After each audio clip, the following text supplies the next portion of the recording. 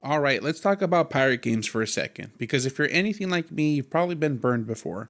Big trailers, big promises. This is the ultimate pirate experience, and then you log in and it's just empty water and systems that don't really connect. So when Windrose showed up, I didn't go in hyped. I went in cautious.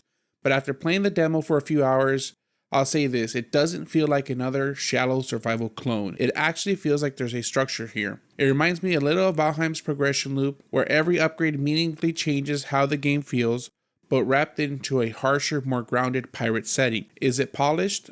No. Is there some jank? Absolutely. But the foundation, the parts feel solid. So instead of hype, I just want to walk you through what stood out to me, what works, what might frustrate you, and whether this is actually worth your time right now. So right now, Windrose is sitting at a very positive rating on Steam, and for an early access survival game, that's not common. Usually these things launch half broken and feel unfinished in a bad way.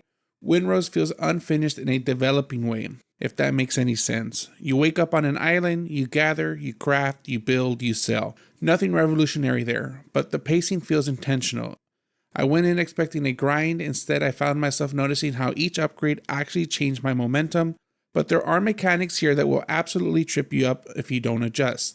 The sailing isn't arcade, the combat isn't twitchy, and if you don't respect stamina early on, the game will humble you quickly. So let's break this down properly. Now, the resource grind is usually where survival games lose me. It starts feeling like work. In Windrose, surprisingly, it didn't. The gathering has weight to it, you feel your character swing, and more importantly, upgrades matter. If you stay on stone tools too long, the game feels slow. But the moment you unlock copper tools, the entire pace shifts.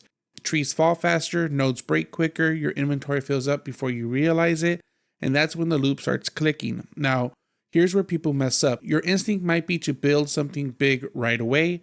Don't. Upgrade your tools first.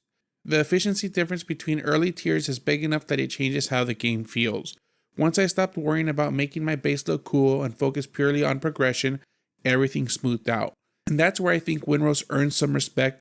Your time investment actually translates into noticeable improvements. Now let's talk about the combat. Combat takes adjustment. If you're coming from a fast action game, it might feel a little stiff at first. There's weight to your movement, you can't spin on a dime, you really can't animation cancel anything, and honestly, I kind of like that. It forces you to think. This is a stamina driven system. Every swing, block, and dodge drains your bar.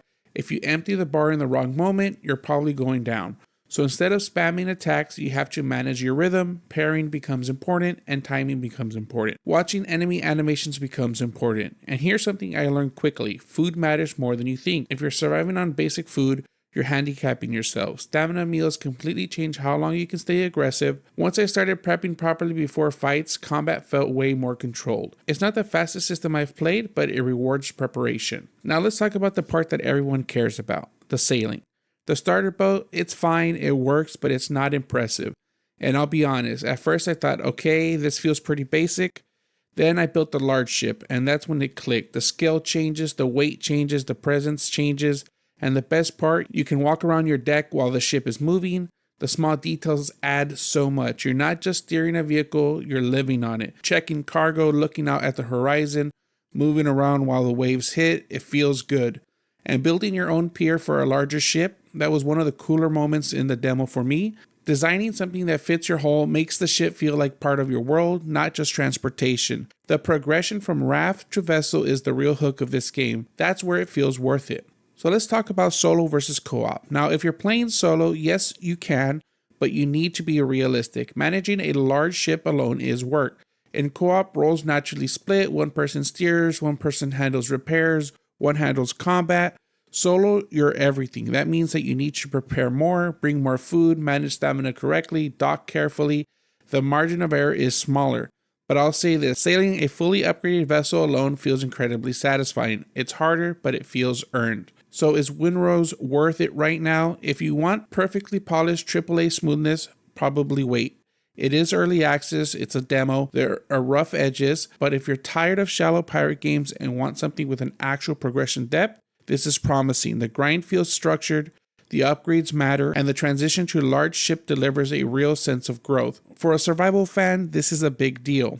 Now, here's what I do. Download the demo, survive the first island, build a large ship. If that moment standing on your deck while sailing doesn't grab you, the game probably isn't for you.